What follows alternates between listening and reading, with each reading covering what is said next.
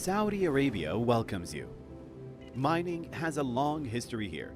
King Abdulaziz, the founder of Saudi Arabia, originally launched the Saudi mining sector in the 1930s, while King Salman recently inaugurated Saudi new mining hubs at both Ras Al Khair and Wahid al-Shamal mining industrial cities. A transformation began when His Royal Highness Crown Prince Mohammed bin Salman launched Saudi Vision 2030, a comprehensive new program aimed at creating a more diverse and sustainable economy. The Saudi mining sector was immediately identified as a significant potential growth engine for the Saudi economy. The kingdom has a large metals and minerals resource base, significant investments in infrastructure and value chain integration, affordable clean energy, strong international partnerships, proximity to global markets, and growing domestic demand, which links Saudi mining output to the expanding requirements of domestic industrialization across multiple sectors. Vision 2030, through the National Industrial Development and Logistics Program, gave Saudi mining the framework to reform and enhance the country's mining ecosystem. Following extensive global benchmarking, Saudi Arabia's legal and regulatory framework for mining was transformed into one of the most competitive in the world. A new mining investment law was launched on the 1st of January 2021. The law now supports a new streamlined and transparent licensing process. New incentives were also implemented, including up to 75% financing by Saudi Industrial Development Fund of any new investment, a 5-year net revenue royalty holiday for miners, a discount of up to 90% on net revenue royalties for further downstream processing or sales to local downstream projects, and support for the hiring of Saudi nationals. The kingdom is also helping to de-risk new exploration by providing online access to 80 years of geological, geophysical, and geochemical information through the newly established Digital National Geological Database. A new 700,000 square kilometer regional geological survey program was launched to provide new explorers with fresh data and higher resolution on the Arabian Shield.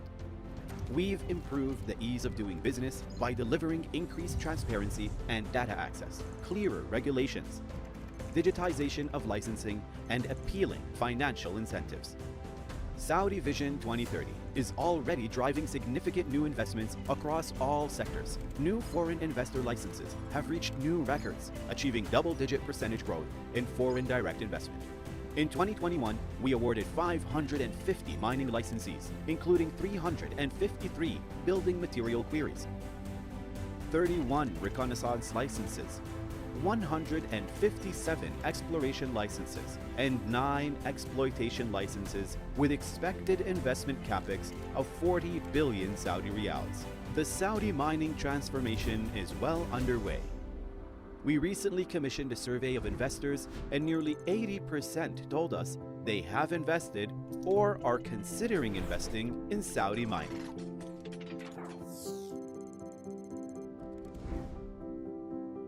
هناك فرص في التعدين بحجم تريليون و300 مليار دولار حجم قيمة المعادن اللي موجودة في المملكة العربية السعودية. Come join us.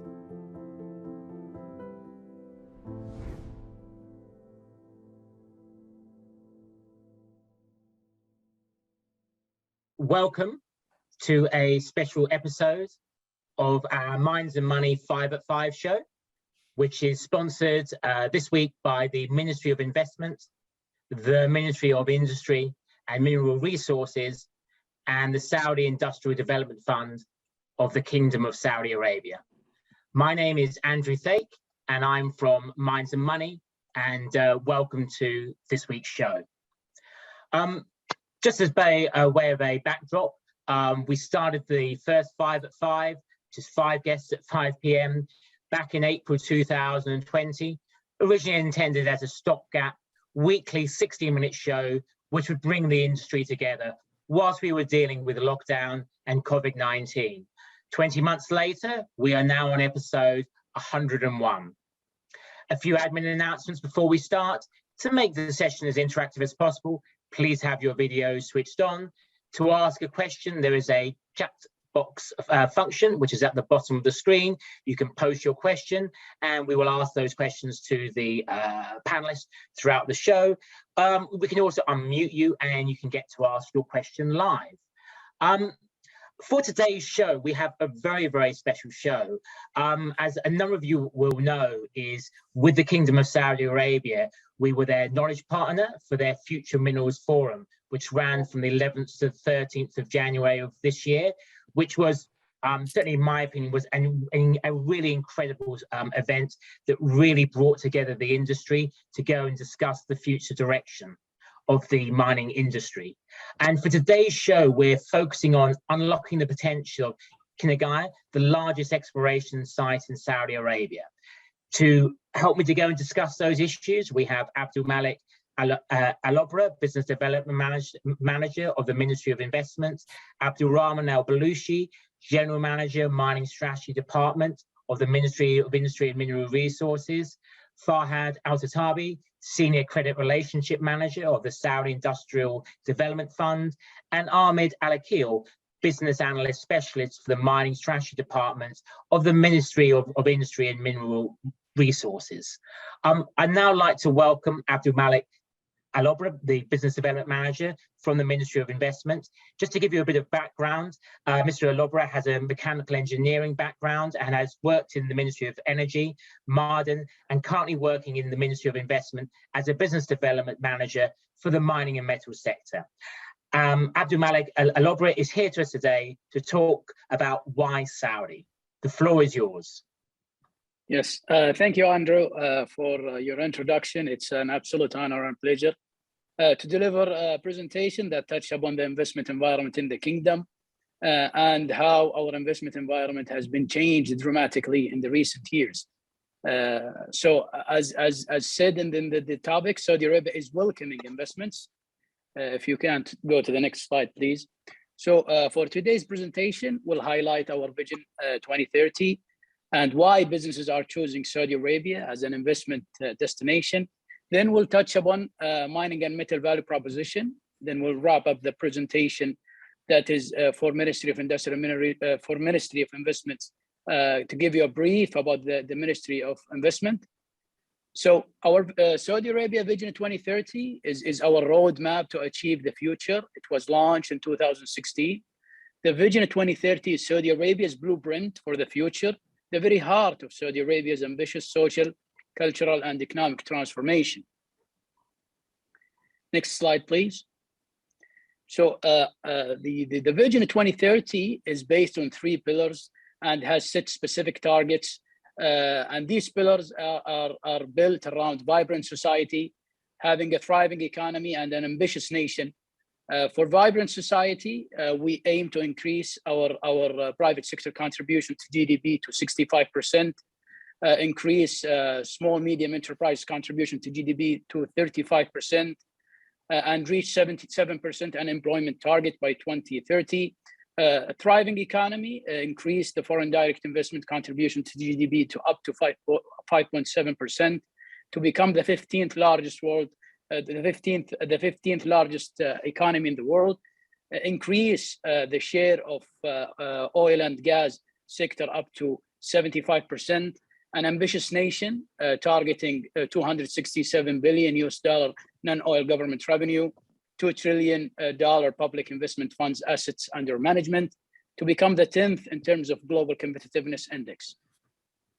These are just numbers to give you exactly where we stand in terms of our KPIs and the targets that has been put together under our Vision 2030. With that being said, so why businesses are choosing Saudi Arabia? There are 7 key reasons to invest in the kingdom. We have an ambitious reform journey through our Vision 2030 with proven early successes. We have young and skilled workforce with 30% of working age population under 29 years. And high government spending in education. We have a very attractive property solution with 40+ industrial economic cities and competitive land prices. We have game-changing opportunities. We're expanding the quality of life. All this is backed by leading financial sectors. We are strategically located, connecting 3 continents. 13% of the global trades go over the Red Sea in the west part of Saudi Arabia. So these are the 7 key reasons why should you consider investing in the kingdom. Next slide, please. So some of the latest business reforms, the investment license approval period used to take 3 days. Now you can get it 3 hours. We are increasing investor license period to 5+ years. The custom clearance period, 2 weeks. Now it's 24 hours. Now there takes 24 hours time to issue business visas and no local invitation required. We are offering 100% foreign ownership for all investors. So this is to show you the number of new foreign investments licensed by year. This is just a graph to show you a comparison between 2016 and 2020. Today, we have 5 times as many as in 2016 new license issued in that year. Next slide, please. So the kingdom is recognized in international ranking. The World Bank 30 position jump in 2020 in terms of ease of doing business. First in gender equality reform since 2017. In the World Economic Forum, 13th for future workforce, 6th for corporate governance, and in the IMD, 20th for economic performance, 19th for business efficiency. These are numbers to show you where we stand in terms of our progress.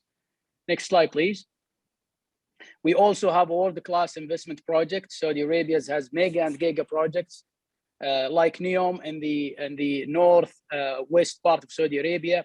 We have the Red Sea project. We have also King Abdullah Economic City. We have New Jeddah downtown. All these projects are new projects, and there are 2 types of projects: the mega projects and the giga projects. Next slide, please. The kingdom is strategically located with easy access to 3 continents within a few hours. Like more than 50% growing markets are within 4 hours. Over 40% of the world's GDP is within 6 hours, and over 80% of the world's population within 7 hours. So the kingdom is strategically located to be a hub for logistics. Next slide, please. All this is backed by a world-class infrastructure and interconnected logistic network with more than 5,000 kilometer railways, 10 ports, 28 airports, 2,032 kilometers of road. As I mentioned, 13% of the world trade goes over the Red Sea. We have more than 40 industrial cities and zones. And as you can see that all these are showed in the map that represent this a world-class infrastructure logistic network. Saudi Arabia is the 19th largest economy in the world and the largest in the Middle East and North Africa region. So the time is now. Saudi Arabia is welcoming foreign investments across many untapped sectors. These sectors show the sectors of priorities that the Ministry of Investments has been already identified. We have chemicals, industrial manufacturing, tourism, healthcare, mining and metal, transport and logistics, cultural, ICT, and the list goes on. This is to show you the sort of sectors that we are looking at after to promote investments in these sectors. So why Saudi Arabia for mining and metal? We have around $1.3 trillion in supply reserves. We are the 4th net importers for metals, so we have a huge demand. There are some government support that factor into cost of doing business, like energy, natural gas, water, and infrastructure. We have loans that reach up to 75%. We are strategically located, connecting 3 continents and in close proximity to Africa, where all the minerals are located. So mining and metal, Saudi Arabia has an attractive proposition for the mining sector in terms of cost, raw material availability, flexible incentive structure, and access to competitive loans. These basically are logos for top foreign investors that have an existed operation in the kingdom, and they are up and running and successfully operating in the kingdom. You have Mosaic, for example, is one of the largest phosphate fertilizers company. You have ArcelorMittal, one of the largest steel manufacturer, Toho Titanium, Alcoa, Barrick, and Tronix.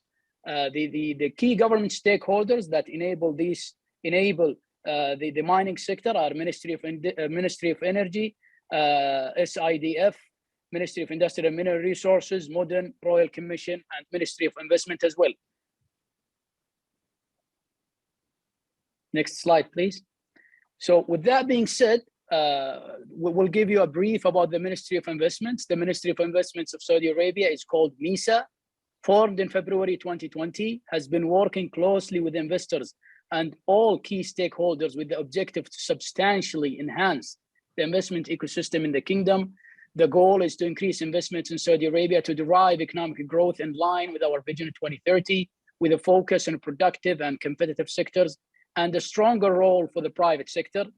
How are we planning to achieve that? By growing contribution of private sector to the economy, supporting strategic sectorial development, upgrading the investment ecosystem. So we are investing to make your journey a beneficial one. We help you in economic intelligence. We do matchmaking and linkages. We arrange site visits. We help you in location search. We help you in 3 stages of establishing business: before you set up, during the setup, and after care. In the setup assistance, we provide advice on corporate structure, connecting you with government entities, and provide advice on applying for visa, permits, license, and utilities. Connect you with executive onboarding assistance agency, connect you with recruiting employment agency, generate publicity, joint press release and launch events, connect with financial partners for co-financing and support. We are building a business case and feasibility study with you. We advise and develop specific incentives packages and mediate negotiations with local authorities. We are improving business climate by developing policy recommendation based on your feedback, submit investors proposals for amendment of legislation, troubleshoot investors' operational issues. So these sort of services that Ministry of Investments is offering in order to make your investment journey a seamless one and a successful one. So how investor can access the opportunities, which is one of the core subjects that Ministry of Investments is looking after. We recently have developed the global engagement platform. It's called Invest Saudi, which was created to partner with the stakeholders, public and private, who are looking to showcase the opportunities being brought about the unprecedented socioeconomic transformation under Vision 2030. We are here to facilitate seamless investments in all areas of Saudi economy. We support the entry of domestic and foreign companies into the Saudi market. We're expanding our comprehensive and dynamic network of investors and match them with the best selection of investments opportunities in Saudi Arabia. We deliver a wide variety of investment services distributed through our global network. So Invest Saudi online portal can be accessed. You just type in Invest Saudi and it will take you through Invest Saudi portal.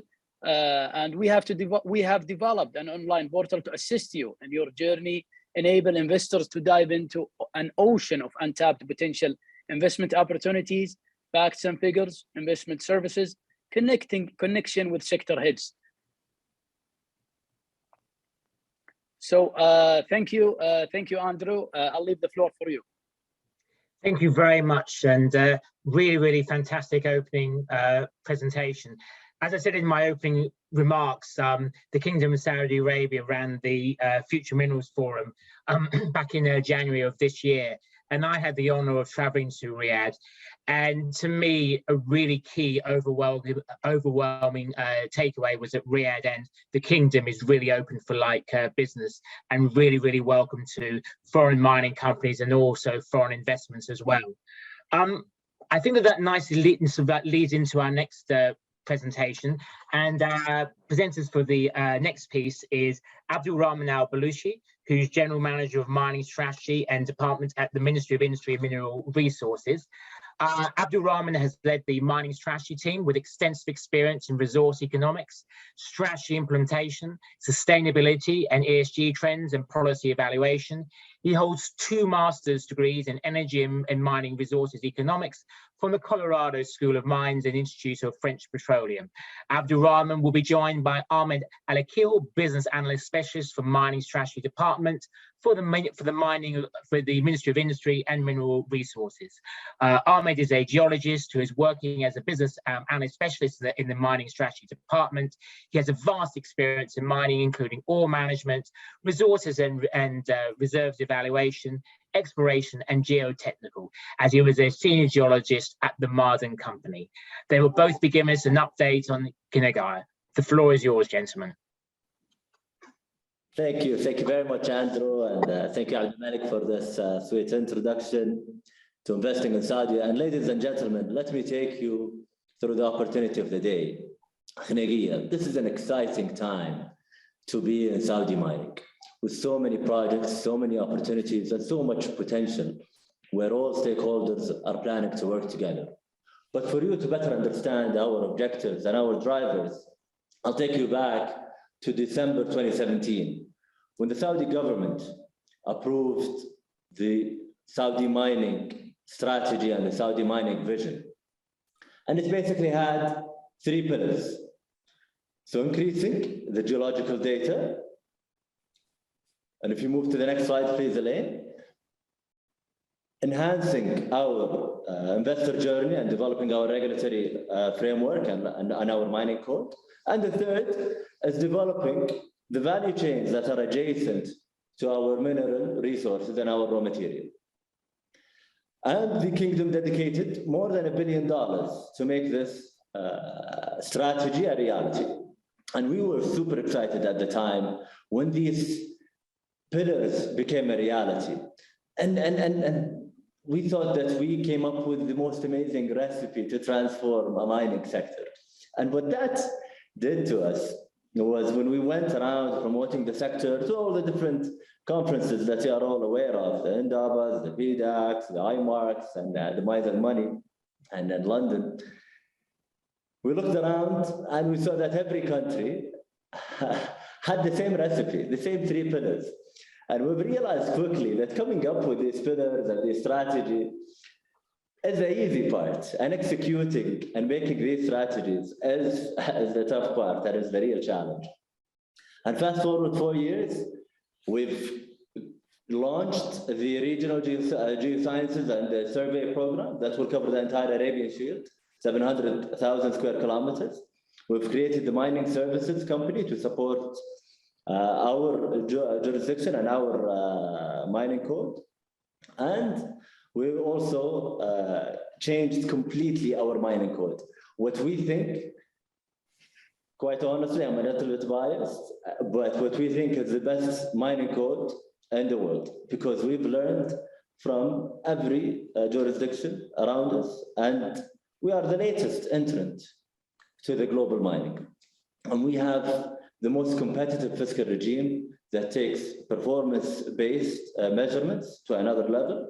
We worked with the World Bank, with the IGF, with the ICMM, to also adopt the best ESG standards. And we've also worked with our local stakeholders and international and local private sector players.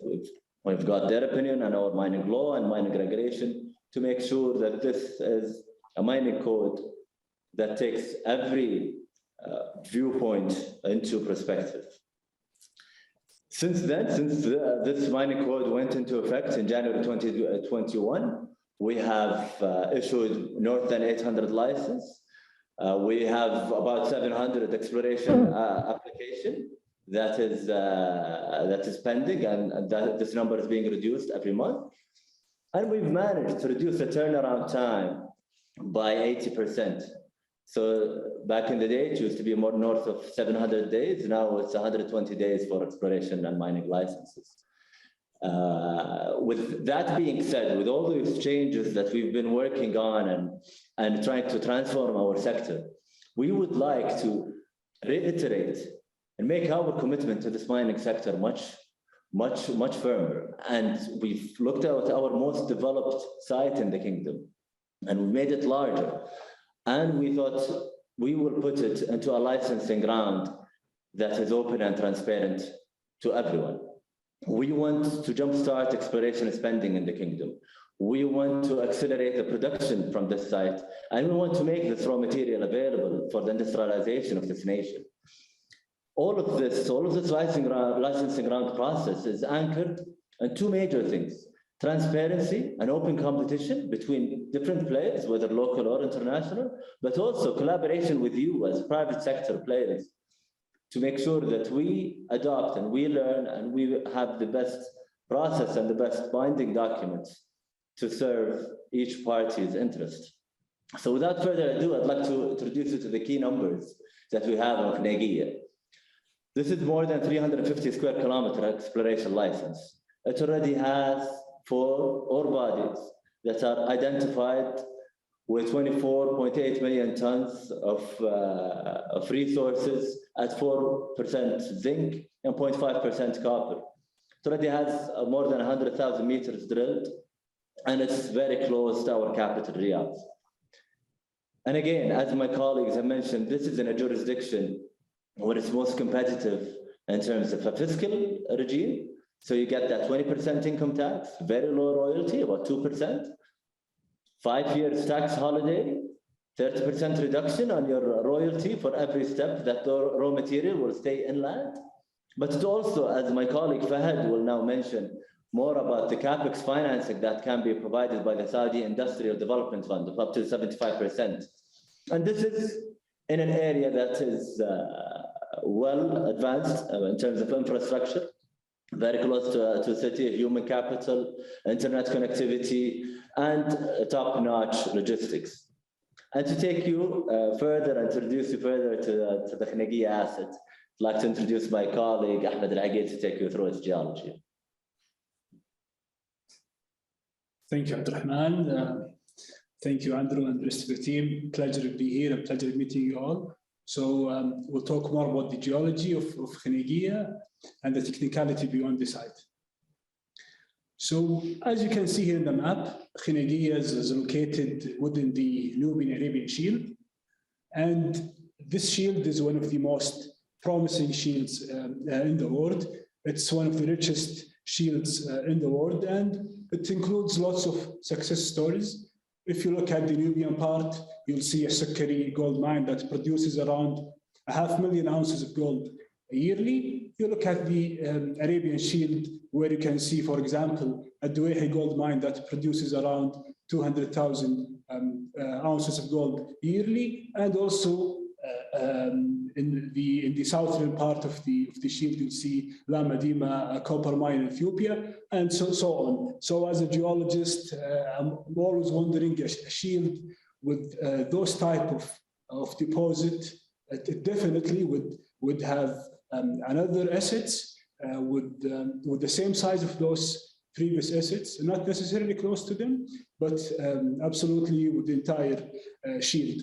Going to numbers, and in the previous year, in the Arabian Shield, we spent around $40 per square kilometers in exploration, and this number is only half of the global spending of exploration. So the global spent around $80 per square kilometer. So that gives us an indication that we're not spending much in exploration, and this shield has lots of minerals that not yet explored and discovered well. If you can go to the next slide, please.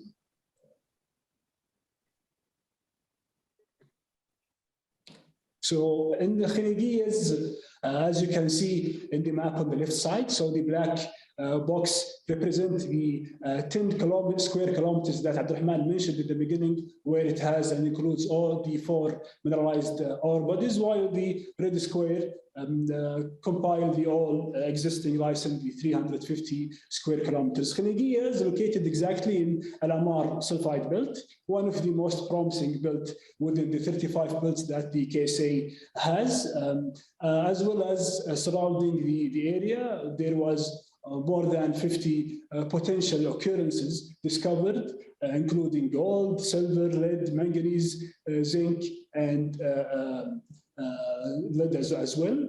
And the thing is, in this belt, we have proof of concept. Al-Amar gold belt exists within Al-Amar belt.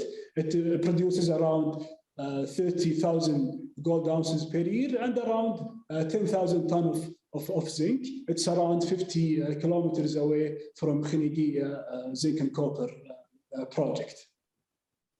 If you move to the next slide, please.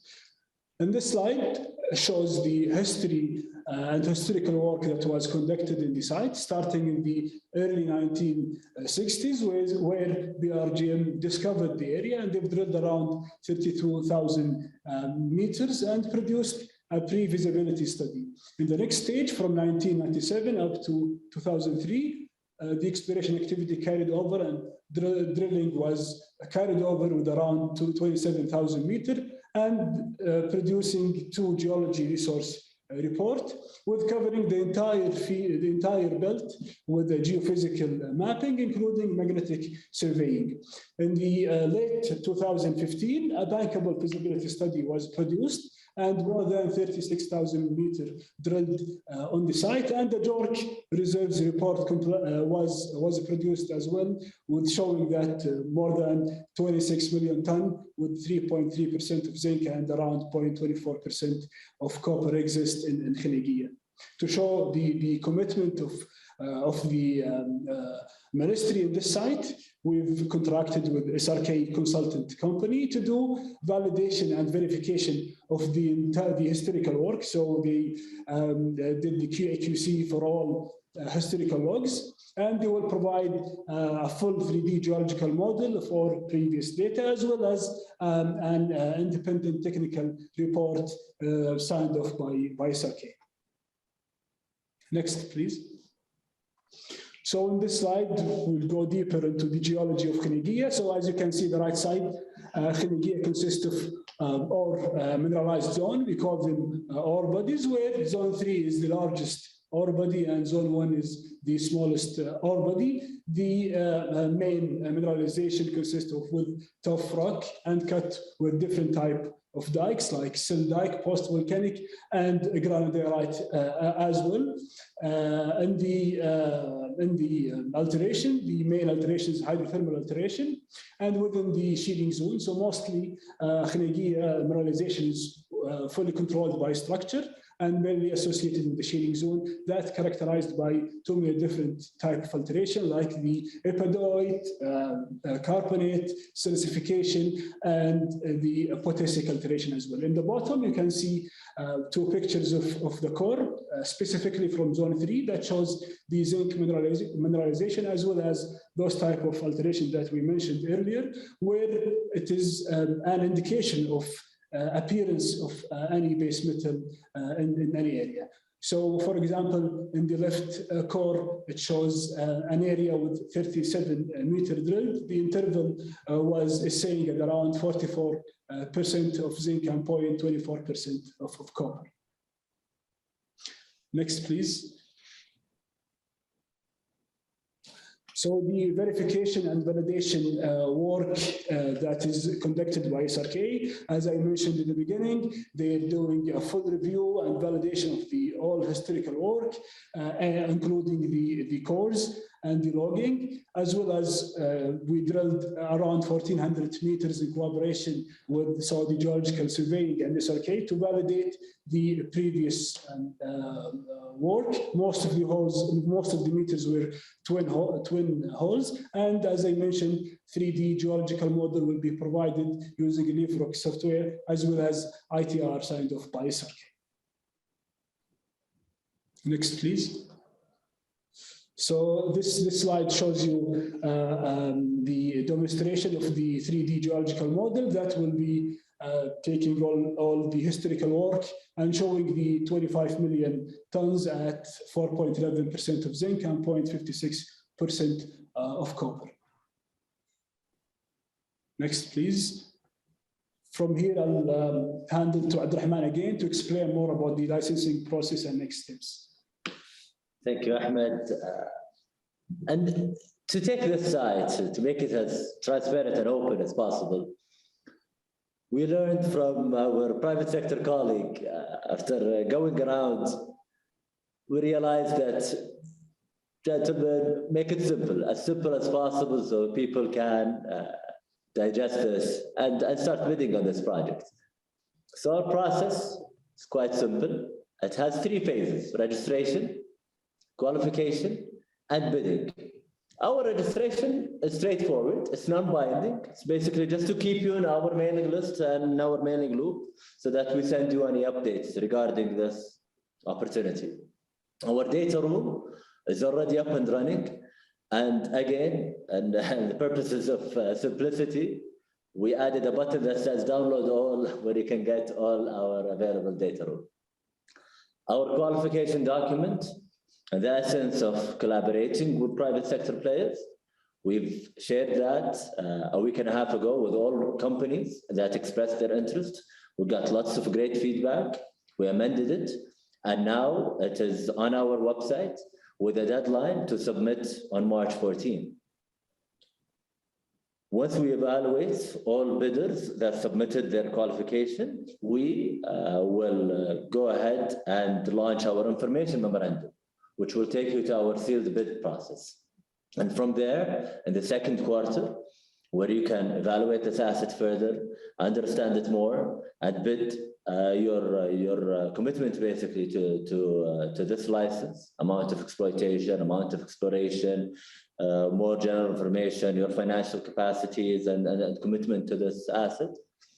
That will then be evaluated, and we aim to award the license by the end of the second quarter of 2022.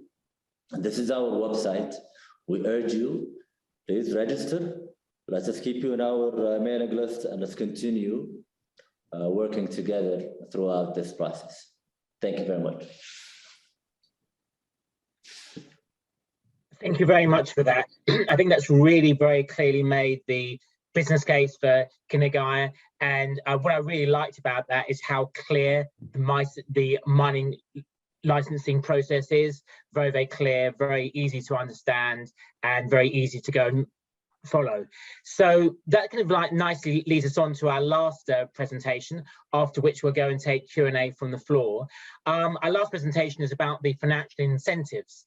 And our last speaker is Fahad Alotaibi, who's the Senior Credit Relationship Manager at the Saudi Industrial Development Fund. Fahad is a credit analyst focusing on financing and evaluating industrial projects, ranging from micro-end enterprises to multi-billion projects. He specialized in mining, metals and building materials sectors, and experience in loans portfolio management and assessing the credit worthiness of the clients whilst mitigating risks accordingly. Over to you, Fahad. Thank you, Andrew, and the rest of the team. I'm happy to be here to give you a brief about SIDF, which is the Saudi Industrial Development Fund. So SIDF was established around 48 years ago by a royal decree from His Majesty King Faisal bin Abdulaziz to develop the industrial sector in Saudi Arabia. Back then, SIDF started with a capital of only $133 million, and throughout the 48 years, SIDF capital evolved, especially since the announcement of our Vision 2030 to reach $28 billion, and that shows our government determination to develop the Saudi industrial sector. Taking a look at SIDF history, SIDF approved around 4,800 loans with a total value of almost $53 billion, of which the mining project were 107 loans with a total value of $7.6 billion. Today, SIDF mandate allows it to support 4 sectors, which are mining, logistics, energy, and all type of industrial projects within the Kingdom of Saudi Arabia. Besides the financing, SIDF also offers an advisory services to its clients, in addition to training programs that serves SIDF employees or relevant ecosystem stakeholders. SIDF main offering is a medium to long-term project finance loans for new or existing manufacturing facilities. Can you change a slide in, please? SIDF also offer medium acquisition loans to complement existing or new clients, as well as offering a short-term working capital loan either to fund the project operational expenses or facilitate early invoice payment that aims to reduce the working capital needs and improve the cash flow position. And last but not least, we also have the multipurpose loan, which is a medium-term loan to finance capital expenses that improve the business operations, such as ERP system or warehouses or others. SIDF offers a product to all NIDLIPS sectors, which are industry, either as I've mentioned, new factories or expansion or modernization, energy, which includes manufacturing of renewable components, logistic, which include third-party service providers, and specifically in mining, SIDF finance mining project for all type of minerals with a financing rate up to 75% of the project cost. SIDF also financed the final stage of exploration process, which is the delineation phase, as well as finance the support service companies that contribute to the sustainability of the mining sector in the kingdom. SIDF recently launched its advisory service, aims to support SMEs in enhancing performance and achieving sustainable growth. Can you change the slide? The outcome of this service is a report outlining and analysis the applicable solution in order to improve the performance to our clients, either from a cost optimization perspective or a market strategy perspective. Can you change the slide? In a nutshell, if you have an industrial project in Saudi Arabia, surely SIDF is your favorable financing partner, as it covers wide ranges of sectors with a financing rate up to 75% of the project cost at a cap limit of $0.8 billion and a tenor of 20 years of repayment period with a grace period of up to 4 years. This comes with an average loan approval process from 4 to 5 months through a full automation process at a competitive fixed rate financing. To apply for a loan, you can simply go to our website and the portal will take you through a self-explanatory process where you will need to simply provide the legal documents such as commercial registration or association and the net worth details, as well as your business plan to implement the project within Saudi Arabia. This is all what I have. Thank you, Andrew, and the rest of the team. The mic is yours. Okay, thank you very much for that. We're now open to the floor for questions. And as Ahmed, you can go and submit your questions via the chat box function. We also had a few questions that were sent to us before the webinar on registration. So I'm just going to go and kick the questions off with one of the questions that kind of came in beforehand. The question is, what is the Kingdom of Saudi Arabia approach to standardizing procurement activities, especially within the mining sector, to promote ethics per the CIPS, the Chartered Institute of Procurement and Supply, global standards that seek to ensure professionalism for organizational advantage and practices? And that comes from James Newlove, Supply Chain Manager at Jaqrib Al-Rashid Contracting and Services Limited. Would one of the panelists like to answer that question? For sure, Andrew, what a great question. And if I step back a little bit, the sustainability of the mining sector and of mines depend on inclusion of local content into our procurement and into our supply chain. So we understand that in order to further the economic growth of these areas, especially these remote areas, we need to develop, we need to train, and we need to hire locally, and we need to purchase locally. So our companies today, we understand that this is a new sector. In order to grow it, you need to give it some flexibility. So again, the mining law today is performance-based system. So the better your application, in terms of how much you're going to be offering to the communities around you. And we identified that the surrounding community is 150 kilometer radius. So the more that you will give to that community and to that region, the faster your application will go, and the more points that you'll get in terms of royalty, in terms of lower taxation, and in terms of easier business doings. So that it was one of the main pillars, one of the main objectives of driving the mining sector in the kingdom. Mm-hmm. Question that was being posted on the chat box from Jeffrey Tucker. What is the mineralization style? VMS or Khan or something else? Yeah, sorry, I should have said VMS or skarn or something else. Sorry, I was mispronunciation there. Yeah, as we mentioned, it's volcanic massive sulfide with the hydrothermal alteration. Okay. So it's very specific. Another question has been posted by Sandeep Menon. How can medium-scale manufacturers benefit from the opportunity? What is the process for a medium-scale manufacturer to inquire for the opportunity once the major mining contracts are given to big corporations?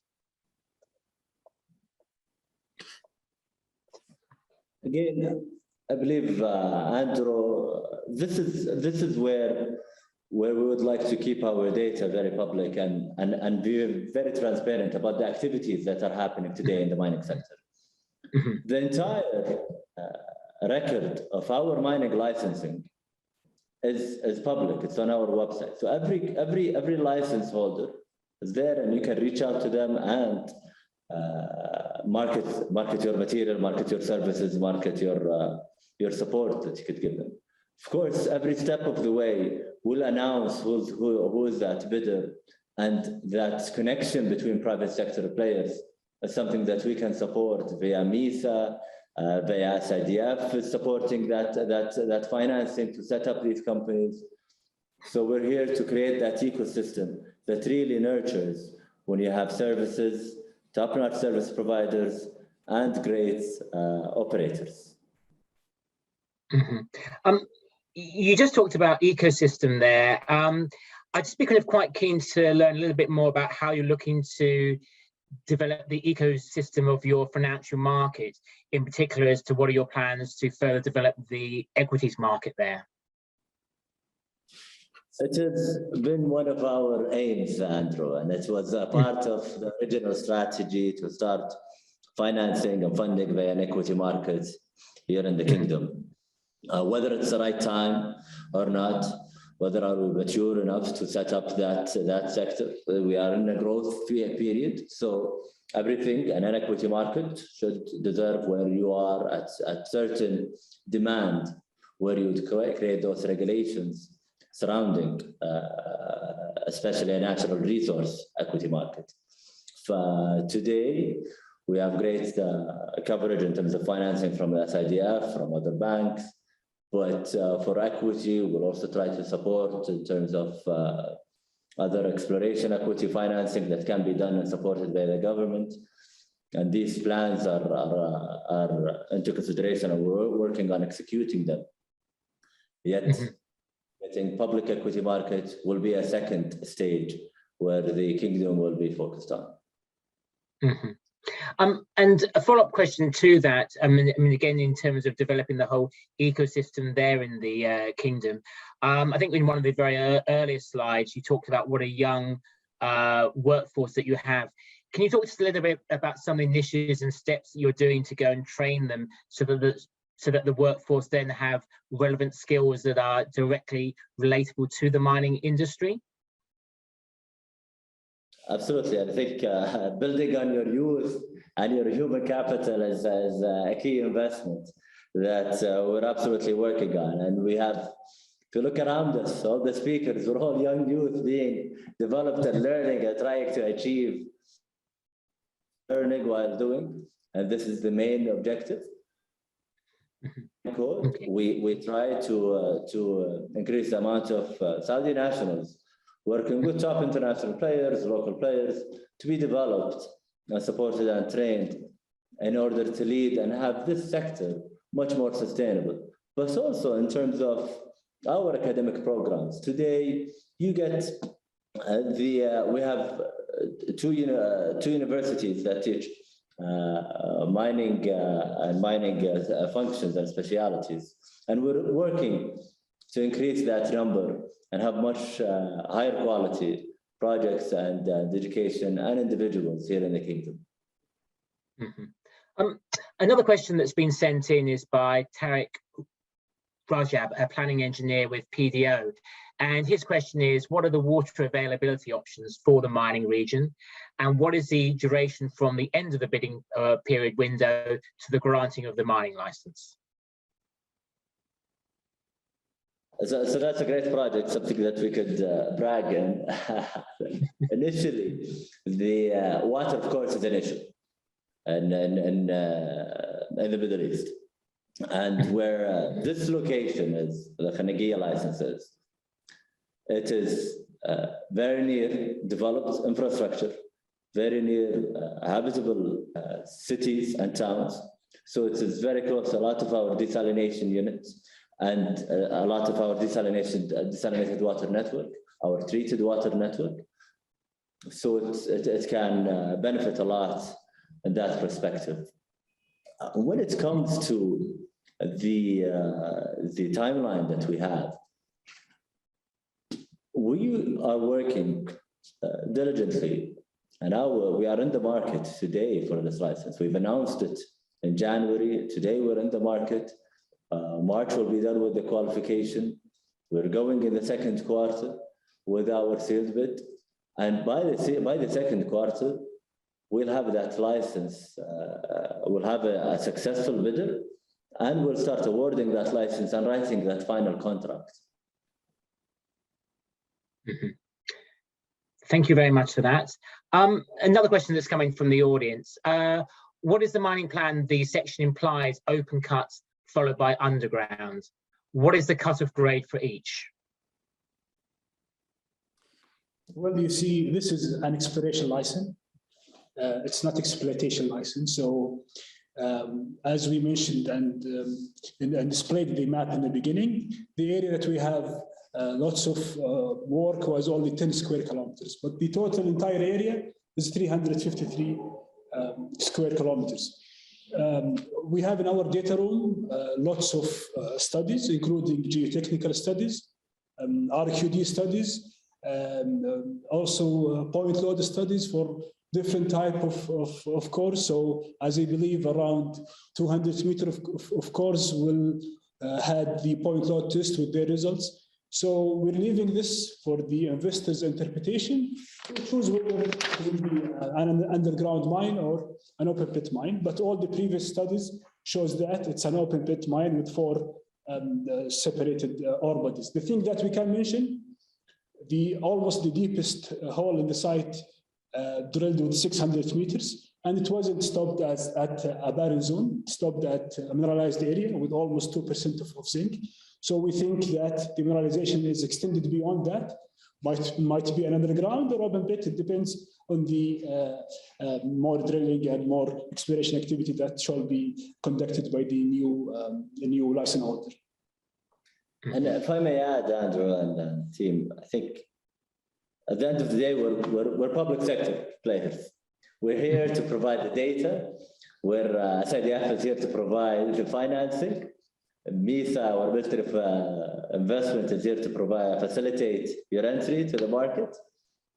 But the private sector is here to provide the brains and the hands to conduct this work and analyze it and create these great models. Another question I'd like to ask as well is, one of your earlier slides referred to the matchmaking process that you go and services that you go and provide. So if hypothetically I'm a mining company, listening to this 5 at 5, and I want to become involved, but I'm not too sure as to how best to become involved in the Kingdom of Saudi Arabia, how would you go and help me? Well, thank you. I believe one of the major issues that we've resolved and made it easier for everyone is that you don't need to register in the kingdom as a company to participate in this licensing award. You can participate, register your interest, apply for the qualification, apply for the sealed bid, and when you are the successful bidder, this is where you would have to register and will award you the final exploration license. So how do you have your journey enhanced? It's basically register your interest, and we'll reach out and we'll hold hands and we'll make sure that you complete that journey with us. Okay, thank you very much for that. I'm just going to let's just see if there's like one more question. Oh, right. I've just missed out one question, which I will now come to now, which is from Mansa Al-Brahaz.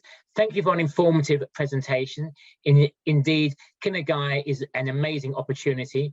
I would like to ask, in regards to the application review process, will you be holding a DFS?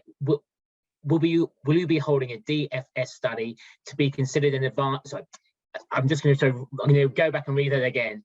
Would like to ask, in regards to the application review process, will holding a DFS study be considered an advantage when applying? So our qualification process will really look at the financial capacity of companies. We'll look at their technical capabilities and expertise. So any company that qualifies and meets and is able to conduct that exploration and that 350 square kilometers, but also start developing that for our bodies and enhance the discoveries in that region. So if you have that capabilities and capacities, our evaluation team for sure will let you in. Then when it comes to the information memorandum and that sealed bid step, this is where we'll look at the exploration plan, the exploitation plan, but it's a bit larger than that and wider spectrum than that. So we'll look into your social and environmental standards and procedures. How do you conduct that work? We'll look at your expertise. What have you developed in the past 10, 15 years? And we'll look at the initial indication of your financial bid for this asset.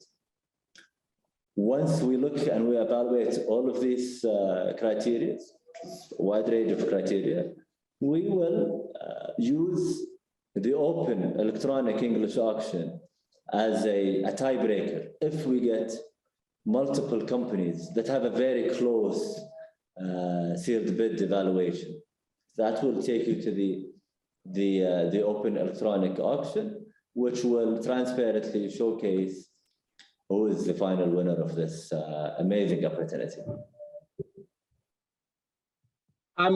Just another quick question that's just been posted on the chat. Is it only exploration companies that can go and qualify to participate, or is it also producing mining companies as well? A great question. Thank you, Fahad, for asking. And I think this is where we are looking at the qualification.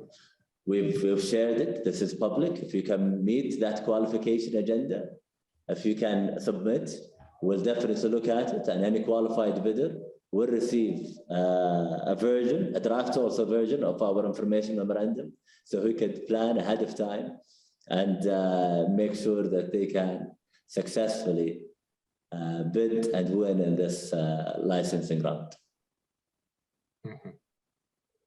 Okay, thank you very much for that. I think that now sort of like brings us up to the end of the 5 at 5, and I just really like to go and thank our guests. As I mentioned at the start of the show, I was in the Kingdom at the start of the year, and the Future Minerals Forum was by some way the most impressive launch event that I've kind of been to. I'm very sure it's going to be a successful event and grow for many years to come. I think it's been a really fascinating insight into why Saudi, the business opportunities of the Khnaiguiyah region, and also how you can go and take advantage of the financial incentives. I'd just like to go and thank the guests once again, who are Abdulmalek Alobra, Business Development Manager of the Ministry of Investment. I'd like to thank Abdulrahman Al-Balushi, General Manager of the Mining Strategy Department of the Ministry of Industry and Mineral Resources. I'd like to thank Fahad Alotaibi, Senior Credit Relationship Manager of the Saudi Industrial Development Fund, and Ahmed, Alaqeel, Business Analyst Specialist of the Mining Strategy Department of the Ministry of Industry and Mineral Resources. My name is Andrew Thake from Mines and Money and Beacon Events, and I hope you all had an enjoyable show. A final thank you to our media partner who were the Resource Global Network, and look forward to seeing you at a future Mines and Money 5 at 5. I hope that you all have a good weekend. Thank you very much for your time. Yes, thank you, Andrew. Thank you so much. Thank you. Thank you.